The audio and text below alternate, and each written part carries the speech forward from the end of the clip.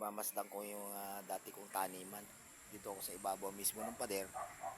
Yung pinagpadiran na. Ayan po yung dati kong taniman. Taniman ko dati yan. Yung lugar na to. Kanya lang kinuha na ng may-ari at binakura na. Nandito ako mismo sa ibabaw ng pader.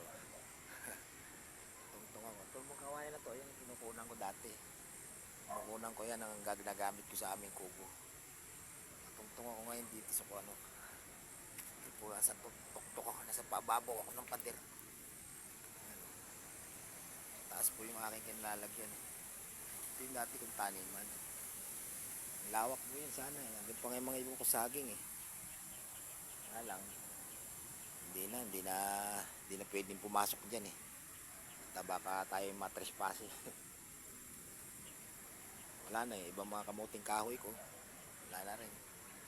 Kaya doon na lang ako sa munting kubo ko na gano'n, tatanim-tanim.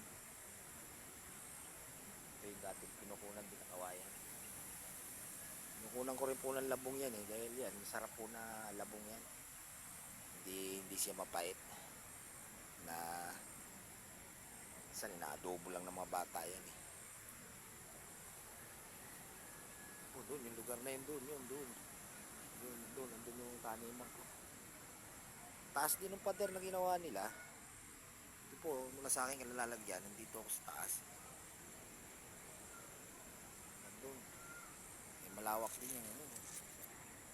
Babaw na ng bundok yun doon. Maganda po sana doon dahil maraming mga puno ng mangga, malalaki puno ng mangga sa ibabaw doon. Gandang mamasyal sana. Kaso bawal na pumasok. Meron ng bakod. Ganda po mamasyal dyan, malaking kalsada po yun dyan sa ibabaw eh. Yan po yung pasyalan ng mga bata dyan nung hindi pa nilalagyan ng bakod dito. At dito naman sa baba yung aking taniman. Maraming salamat po.